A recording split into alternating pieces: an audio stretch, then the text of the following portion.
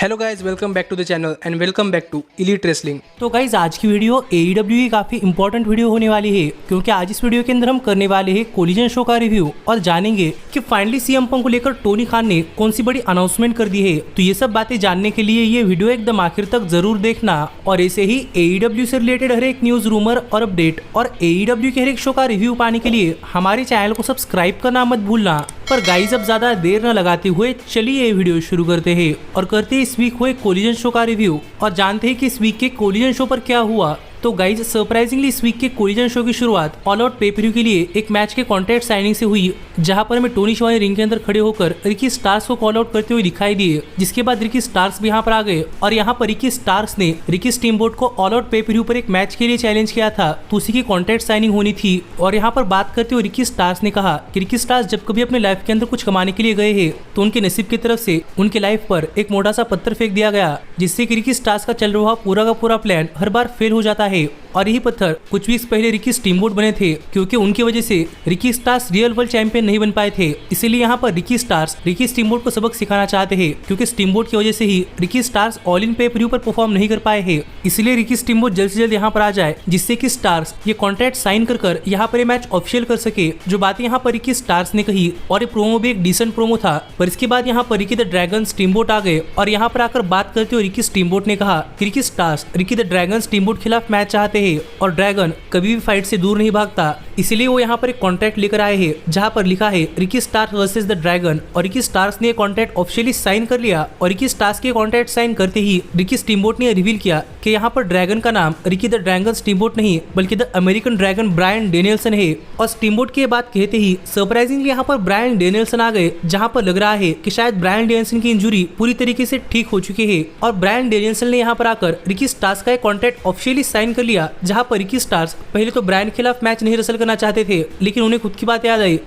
बात याद आई कि कैसे उनकी लाइफ के अंदर बड़े बड़े पत्थर आते हैं और अब ये पत्थर ब्रायन डेनियल्सन होने वाले हैं। जो कहकर रिकी स्टार्क्स और ब्रायन डेनियल्सन इन दोनों ने कॉन्ट्रैक्ट साइन कर लिया और अब इनके बीच में ऑल आउट पे-पर-व्यू पर ये मैच ऑफिशियली कंफर्म हो चुका है। तो देखने के लिए मजा आएगा कि ऑल आउट पे-पर-व्यू पर ब्रायन डेनियल्सन की परफॉर्मेंस कैसी होती है और क्या ब्रायन अब रेसल करने के लिए 100% क्लियर है या नहीं। पर सच में मैंने ब्रायन का रिटर्न इतनी जल्द एक्सपेक्ट नहीं किया था। और अगर किसी को याद नहीं तो मैं बताना चाहूंगा कि गाइस कल होने वाला है AEW का ऑल आउट पे-पर-व्यू, इसलिए शायद आपको शाम को हमारे चैनल के ऊपर एक स्पेशल वीडियो भी देखने को मिल सकती है। और इसके बाद हमें डायनामाइट शो पर जॉन मॉक्सली बैकस्टेज में देखने को मिले, जहां पर बात करते हुए जॉन मॉक्सली ने कहा कि ऑरेंज कैसिडी कभी भी चैंपियनशिप मटेरियल नहीं थे और वो चैंपियन बनना कभी भी डिजर्व नहीं करते थे, क्योंकि चैंपियनशिप्स ब्लैकपुल कॉम्बैट क्लब के मेंबर्स जैसे कि जॉन मॉक्सली के पास होना डिजर्व करती है। और फाइनली यहाँ पर जॉन मॉक्सली ऑल आउट पे-पर-व्यू पर ऑरेंज कैसिडी की फेरी टेल को एक एंडिंग देने वाले हैं। जो बातें जॉन मॉक्सली ने कही तो देखने के लिए मजा आने वाला था कि ऑल आउट पे-पर-व्यू पर क्या होता है। पर आपको मैं बताना चाहूंगा कि आप AEW से रिलेटेड हर एक न्यूज, रूमर और अपडेट हमारे चैनल पर वीडियो आने से पहले पाना चाहते हैं, तो आप डिस्क्रिप्शन में दी गई लिंक के ऊपर क्लिक कर हमारे चैनल की वेबसाइट aewhindi.com को फॉलो कर सकते हैं, जहां पर AEW से रिलेटेड हर एक न्यूज, रूमर और अपडेट आपको हमारे चैनल पर वीडियो आने से पहले पता चलती है। इसलिए हमारे चैनल की वेबसाइट aewhindi.com को फॉलो कर AEW से रिलेटेड हर एक न्यूज, रूमर और अपडेट काफी जल्दी पाना मत भूलना। जिसके साथ ही अगर आप इंडिया के अंदर AEW और WWE सुपरस्टार्स की मर्चेंडाइज खरीदना चाहते हैं, तो आप ऊपर आए हुए कार्ड के ऊपर क्लिक कर आप ये वीडियो चेकआउट कर सकते हैं, जहां पर मैंने आपको बताया है कि आप इंडिया के अंदर हमारे थ्रू AEW और WWE की मर्चेंडाइज किस तरीके से खरीद सकते हैं। और वो वीडियोस थोड़ी फार पुराने हैं, इसलिए अगर आपको उन वीडियोस के अंदर मेरे बात करने का तरीका थोड़ा सा अजीब लगता है तो उसके लिए सॉरी, क्योंकि तब मेरे पास यूट्यूब पर उतना एक्सपीरियंस नहीं था। पर इसके बाद हमें कोलिजन शो पर द क्लेम और बिली गन एक 6-मैन टैग टीम मैच के अंदर अपने ट्रियोस टैग टीम चैंपियनशिप्स 2.0 और डेनियल गार्सिया के खिलाफ डिफेंड करते हुए दिखाई दिए। और अगर यहाँ पर हम बात करें इस मैच की, तो गाइस सच में ये मैच इस वीक के कोलिजन शो के ओपनिंग के अंदर एक काफी जबरदस्त मैच रहा है, जहाँ पर इस मैच के अंदर द क्लेम और बिली गन इन्हें काफी टफ कंपटीशन का सामना करना पड़ा है। और कई पॉइंट पर 2.0 और डेनियल गार्सिया इस मैच के अंदर काफी बढ़त बनाए हुए थे,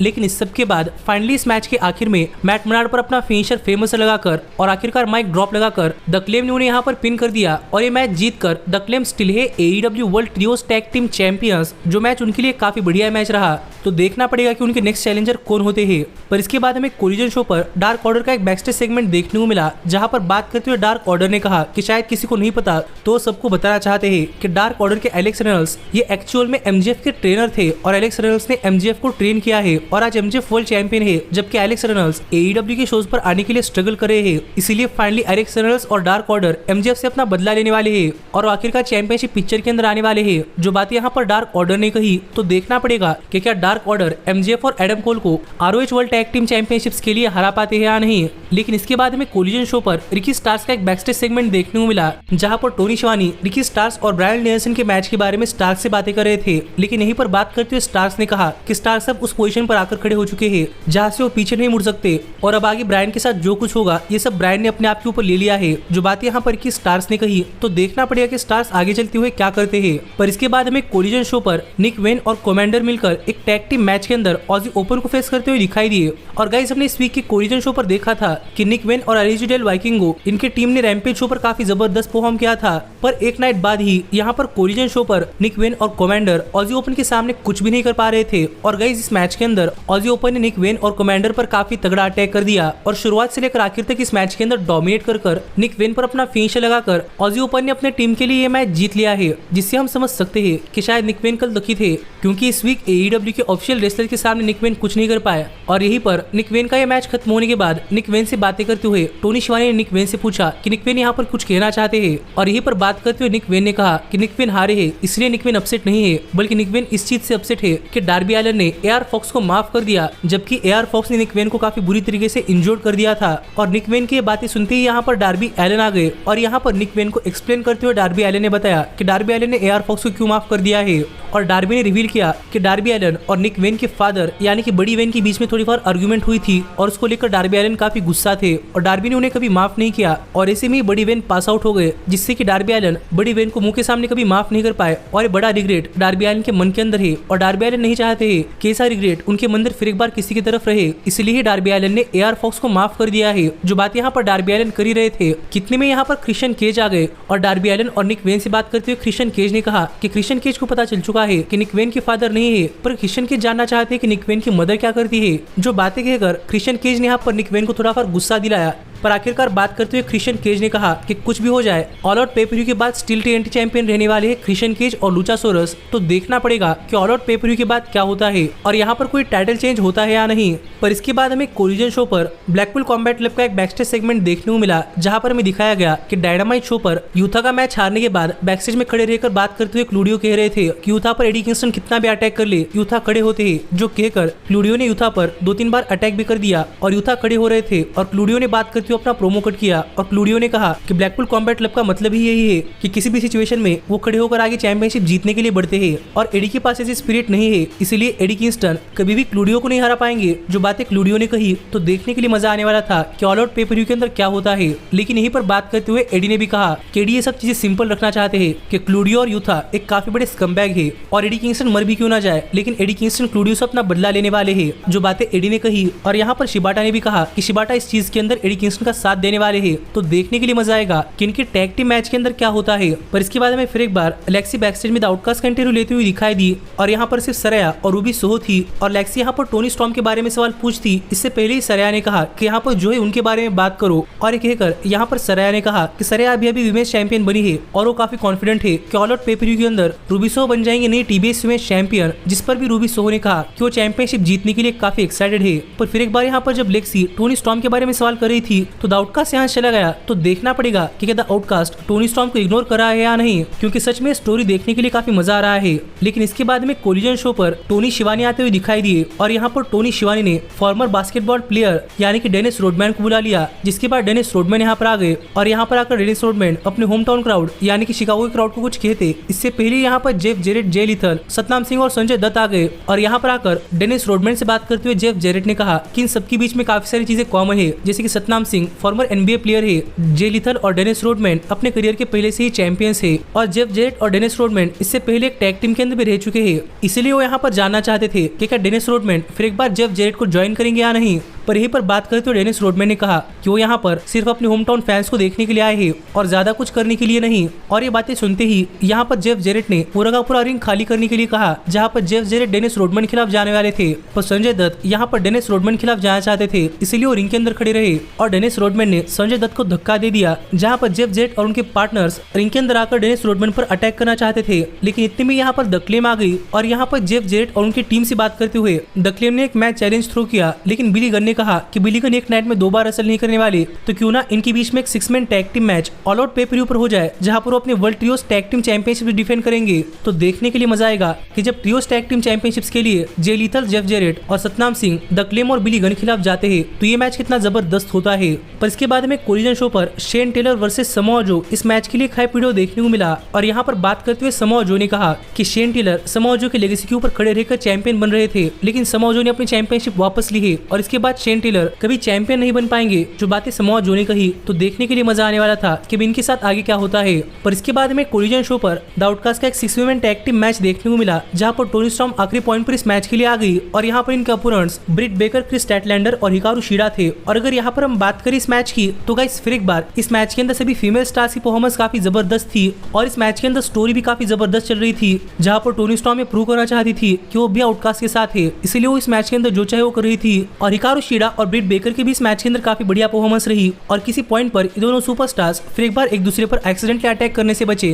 और जब इस मैच के अंदर एक टाइम के लिए क्रिस स्टैटलैंडर ने सरया को पिन कर दिया, तो टोनी स्टॉर्म में पिन तोड़ने के लिए गई और उन्हें एक्सीडेंटली फिर एक बार सरया पर अटैक कर दिया, जो देखकर टोनी स्टॉर्म काफी फ्रस्ट्रेट हो चुकी थी, क्योंकि वो फिर एक बार मदद करने के बजाय यहाँ पर अपने टीम मेंबर्स पर अटैक कर रही थी। और शायद इसी के चलते टोनी स्टॉर्म को इस ग्रुप से लेफ्ट आउट कर सरया और रूबी सोहो ने इस मैच के अंदर एज अ टैग टीम काफी बढ़िया काम किया, और फाइनली यहाँ पर ब्रिट बेकर की आंखों के अंदर स्प्रे पेंट मारकर उन्हें पिन कर रूबी सोहो और सरया ने अपने टीम के लिए ये मैच जीत लिया है, जहाँ पर टोनी स्टॉर्म आखिरकार किस तरीके से उनके साथ खड़ी रही थी। तो देखना पड़ेगा कि क्या यहाँ पर सरया और रूबी सोहो टोनी स्टॉर्म को अपने ग्रुप से लेफ्ट आउट कर रही है या नहीं। पर इसके बाद हमें कोलिजन शो पर एडम कोल का एक बैक स्टेज सेगमेंट देखने को मिला, जहाँ पर एडम कोल ने डार्क ऑर्डर को उनके मैच से पहले उन्हें वार्न कर दिया, क्योंकि वो अभी चैंपियनशिप जीते हैं और इतनी जल्दी तो अपनी चैंपियनशिप ड्रॉप नहीं करने वाले थे। लेकिन यहीं पर एडम कोल एमजेफ का एक मैसेज भी पढ़कर दिखाने वाले थे, लेकिन वो काफी सेंसर हो जाता, इसलिए एडम कोल ने वो मैसेज नहीं पढ़ा। और इसके बाद हमने कोलिजन शो पर देखा कि लेक्सी बैक स्टेज में क्रिस स्टैटलैंडर का इंटरव्यू ले रही थी, जहाँ पर क्रिस स्टैटलैंडर कह रही थी कि वो रूबी सोहो को हराने वाली है। पर इतने में यहाँ पर रूबी सोहो आ गए, जो कि क्रिस स्टैटलैंडर के सामने गई, लेकिन सरया ने इन दोनों को सेपरेट कर लिया। तो देखना पड़ेगा कि अब ऑल आउट पे पर व्यू के अंदर क्या होता है।